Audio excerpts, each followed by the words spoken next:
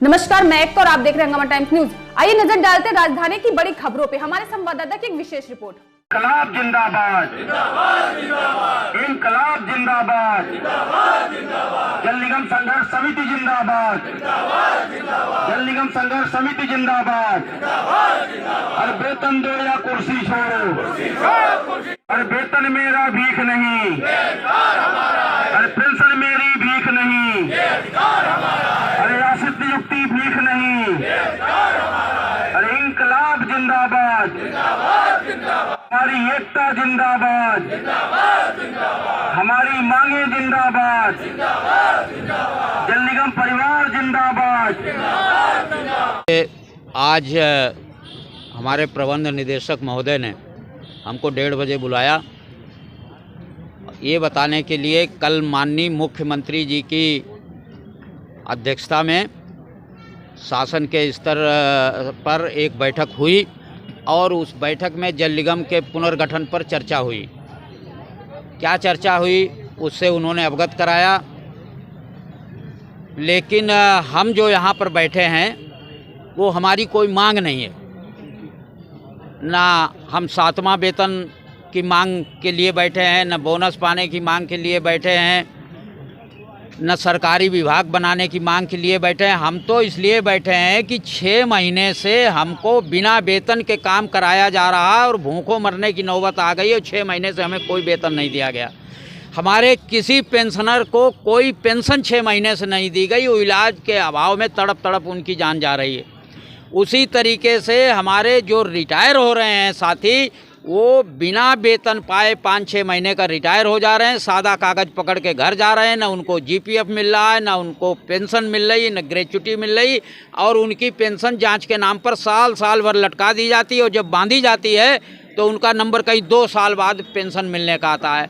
तो हम इस पीड़ा के लिए बैठे हैं कि हमसे काम आप ले रहे हैं और काम के बदले कटी पिटी जो 6वें वेतनमान की तनख्वाह है वो भी नहीं दे रहे हैं। क्योंकि ये सरकार का निगम उपक्रम है, इसमें कोई अंश पूंजी या निवेश का चक्कर नहीं है। पूरी तरह स्वामित्व उत्तर प्रदेश सरकार का है, लिहाजा वेतन देना भी उसकी जिम्मेदारी है। तो हमको जो वेतन नहीं मिला है, इसलिए हम इस आंदोलन को अपना चला रहे हैं और आगे भी हमारा जो क्रमिक अनशन है जारी रहेगा।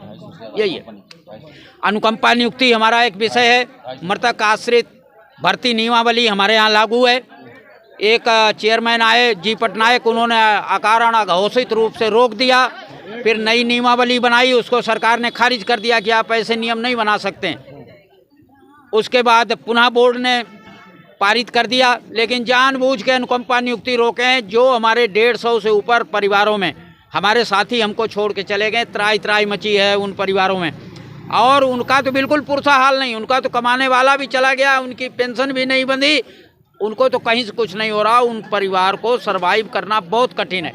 हमारी एक ही मांग है और आगे हमें नियमित रूप से वेतन पेंशन मिलता रहे। हमारी वेतन और पेंशन आप ट्रेजरी से संबद्ध कर दीजिए, जैसे आपने पेंशन पावर कारपोरेशन की संबद्ध की, उसी तरीके से हमारी पेंशन जो है ट्रेजरी से संबद्ध कर दी जाए। उनकी जो पेंशन संबद्ध की है उसका हम तो एक 12वां हिस्सा हैं। अगर उनको 100 रुपये देना पड़ेगा तो हमको तो 12 ही रुपये देना पड़ेगा। तो इतना बड़ा सरकार फैसला ले रही। जल जो मनुष्य के जीवन से जुड़ा हुआ है, पंच तत्वों में से एक है, उसके कर्मचारियों को, जिसका काम है लाभ कमाना नहीं, व्यापार करना नहीं, पुण्य के लिए जल उत्पादित करना और फ्री में बांटना, तो उसके कर्मचारियों को अगर पेंशन की व्यवस्था नहीं करते हैं तो पावर कारपोरेशन तो व्यापारिक विभाग है, वो बिजली का कर भी वसूलता है और बिजली की खपत का व्यय भी वसूलता है। तो उनके यहाँ तो अर्निंग है। हम अर्निंग विभाग नहीं है, हम सामाजिक उपादेयता के निगम है, सामाजिक क्षेत्र के विकास के लिए काम करते हैं और राज्य सरकार ने हमको लाभ हानि से मुक्त कर रखा है। और ऐसी हालत में भी हमारी ये दुर्दशा हो रही। हमारा ही जो हमने मजदूरी की है 2100 करोड़ सरकार पे बाकी है और हमारा पेंशन और वेतन का तो अभी 1100 करोड़ में निपट जाएगा। तो सरकार से आग्रह है कि इसकी पोजीशन हमारे नौकरशाहों ने बहुत ख़राब कर दी।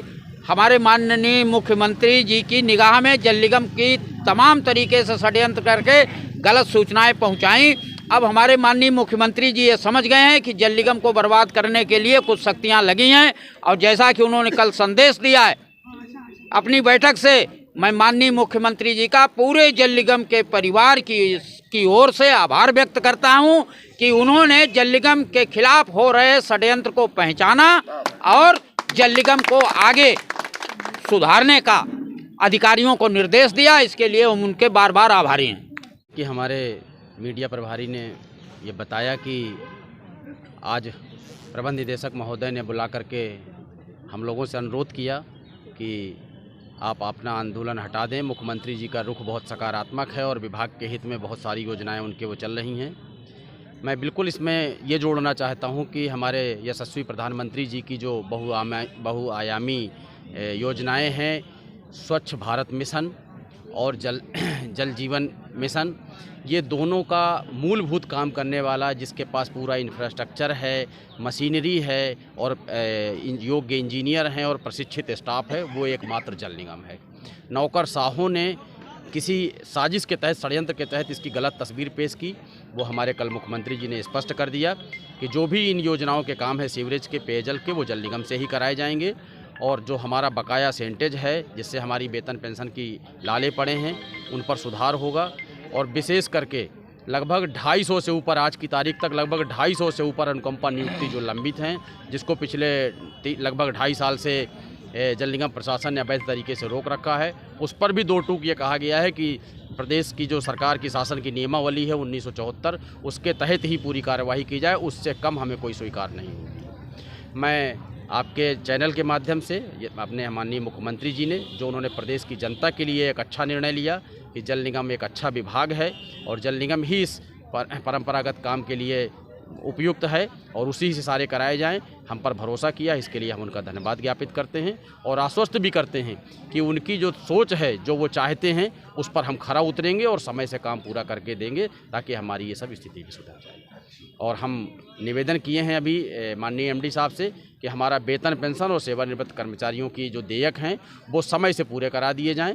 और मुख्यमंत्री जी का भी हम ध्यान आकर्षित करना चाहते हैं कि इतने महत्वपूर्ण विभाग पर वो कुछ अनुदान या कुछ व्यवस्था ऐसी करवाएं ताकि हम लोग अपना पेट भर सकें और एक नए जोश के साथ उनकी योजनाओं को फलीभूत करने के लिए, पूरा करने के लिए क्षेत्रों में काम में जुट जाएं। हम एक रिटायर्ड कर्मचारी हैं यहाँ के और पेंशन लेते हैं।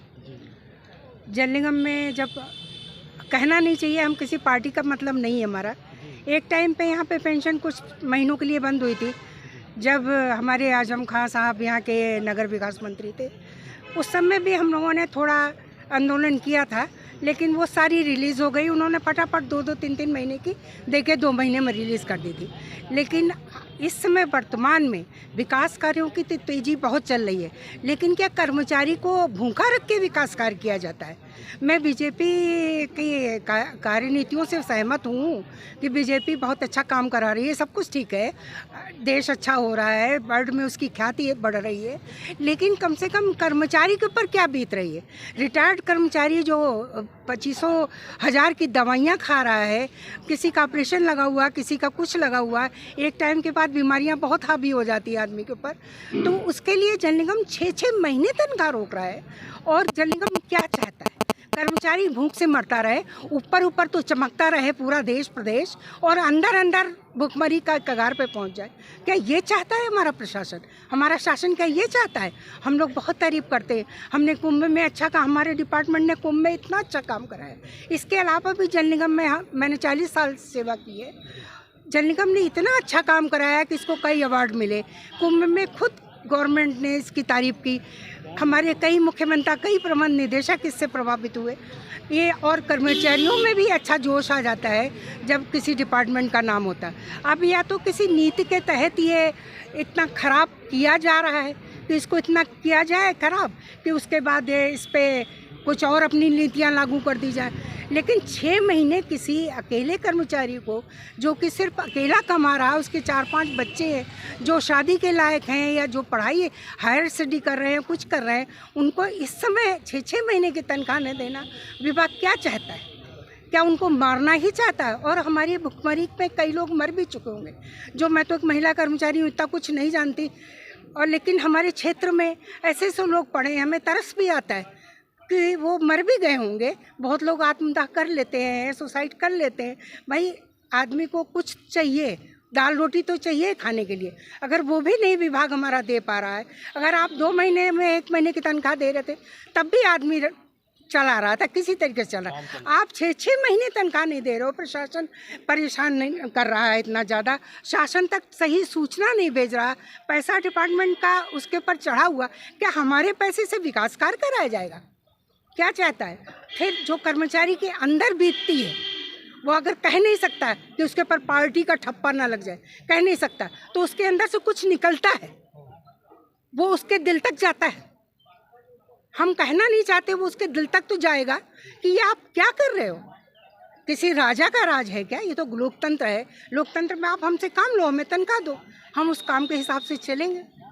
लेकिन बहुत ही दुख की बात है, अभी तक हमें नहीं लगता कि कभी पेंशनर ने कोई स्ट्राइक में बैठना पड़ा हो या बैठना पड़ा हो।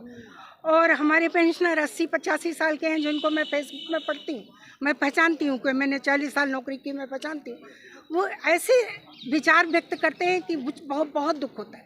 अरे आप बैठा ले गए हो, आप IAS अफसर हो, IAS अफसर को इस टाइप की ट्रेनिंग दी जाती है कि पहले आप हमारी सुनो, पहले आप हमारी सुनना नहीं चाहते। आप दरवाजे के बाहर से कर्मचारी को नहीं हमें क्या मतलब है, किस टाइप की शिक्षा और प्रशिक्षण है आपका, सुनो हमारी। हम कोई आपसे भत्ता नहीं मांग रहे हैं कि आपको हमें स्पेशल तो कुछ, हम अपनी तनख्वाह मांग रहे हैं, हम अपनी पेंशन मांग रहे हैं, जिसके आधार पे हम डिपार्टमेंट में भर्ती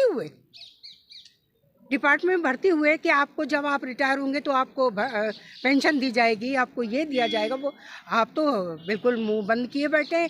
कर्मचारी ना हो गया, कीड़ा मकोड़ा हो गया, वो मरे चाहे जिए, हमें क्या मतलब है, आपको तो अपनी तनख्वाह मिल रही है। ये कोई तरीका नहीं है, ये कोई तरीका नहीं। और फिर ऐसी स्थिति में जो एक विस्फोट होता है उसको दुनिया दिखती है, तो आप वैसी स्थिति नहीं लाइए। कोविड का बहुत बड़ा विस्फोट हो चुका है, बुढ़े लोगों को वैसे भी ज़्यादा गैदरिंग में जाना मना है, उसके बाद भी आप इकट्ठा होने के लिए मजबूर कर रहे हो। तो आप ऐसी स्थिति कम से कम ना लाइए विभाग में, जो आदमी एक सीमा के बाहर निकले। तो कम से कम आप ऐसा करिए कि आप 1-2 महीने के अंदर हमारी 6 महीने की तनख्वाह हम जो कह रहे हैं सबकी क्या राय है तो हमारे पदाधिकारीगण तय करेंगे। वेतन से कर्मचारी रामराज का क्या मतलब था कि उनके टाइम पे सारी जनता खुश थी, सारी जनता मर नहीं रही थी, सारी जनता खुश थी। और रात में वो निकलते थे देखने के लिए कि जनता खुश है सही में। हमारे जो ये ऊपर के अधिकारी हैं, जो ब्यूरोक्रेट्स हैं, जो हमारे वो ब्यूरोक्रेट्स हमको गलत सूचना तो नहीं दे रहे। जैसे रशिया में जार को गलत सूचना दी जा रही थी कि सब कुछ बहुत खुश है, सब बहुत अच्छे हैं, जार ये समझ रहा था सब अच्छे, और जनता रोटी रोटी चिल्ला रही थी नीचे से, जार तक उसकी सूचना नहीं जा रही थी। तो क्या हुआ, जार शाही का अंत हो गया ना वहाँ पे। जार जारीना पूरे परिवार को मार दिया गया था क्योंकि जनता तो भूखे मर रही थी। और उसके जो कर्मचारी ऊपर स्तर के थे वो उसको कह रहे थे सब बड़े खुश हैं, सब बड़े खुश हैं। तो आप बैठा ले गए, आप सही सूचना दो कि अब बहुत हो गया है, अब वो हमें काम दो ना, हम काम चाहते हैं, हम कोई मुफ्त का नहीं खाना चाहते, हम काम चाहते हैं, आप हमें काम दीजिए, हम काम करना चाहते हैं। आप आधा घंटा ज़्यादा लीजिए। आप ये कैसे इमेज बना रहे हो कि जल निगम का कर्मचारी काम नहीं करता। जल निगम के कर्मचारी ने ऐसा काम किया है जो आप पुराना रिकॉर्ड निकालिए 40 साल पहले कैसे, और देखिए कि क्या काम हुआ। LSGD का इतना अच्छा काम था कि LSGD वालों को तभी तो कहा गया कि हम आपको कॉर्पोरेशन बुलाते। आप हमारे सरकार से ज़्यादा सुविधाएं पा सकते हैं। आप इतना अच्छा काम कर रहे हैं कि हमारी सरकार से ज़्यादा अच्छी सुविधाएं पा। कितने महीने की पेंशन जो है रोकी हुई? 6 महीना, ये 6 महीना हो जाएगा फरवरी में, बस 3-4 दिन नहीं, 7वां नहीं, छठा चल रहा है। ये 3-4 दिन के अंदर हमारे 6 महीने, हमारा DA 140-42 पे पड़ा हुआ लटका हुआ, हमें आप बढ़ा नहीं रहे हो, आप अपनी चाले चल रहे हो, क्या मतलब है। हमें 6 पे कमीशन का एरियर वो आपने हमें नहीं दिया, मार्च 2010 से दिया, 6 से मिलना चाहिए था, वो आपने हमें नहीं दिया। हाँ, हमारे यहाँ जो उसमें जा रहे हैं लोग कोर्ट में, उनको आप वो दे रहे हो। क्यों भाई, कोर्ट के लिए आदमी जिसके पास है वो खर्चा कर लेगा, जिसके पास नहीं है वो कहाँ से चपरासी बेचारा जो 6 लोगों का 7 लोगों का परिवार चला रहा है वो कैसे जाएगा कोर्ट में। आप कोर्ट में वकील को पैसा दे रहे हो कि इसको हराओ या 3-3 4-4 हेयरिंग में इसका मामला सुलझे, लेकिन आप जल निगम के 2 कर्मचारियों को उसी पैसे से नहीं तनख्वाह दे सकते। ये सब चीज़ें 7वां पे कमीशन, हमें 6 पे कमीशन बहुत जल्दी मिला, 7वें पे कमीशन की आप बात ही नहीं कर रहे हो, आप कुछ कर ही नहीं रहे हो।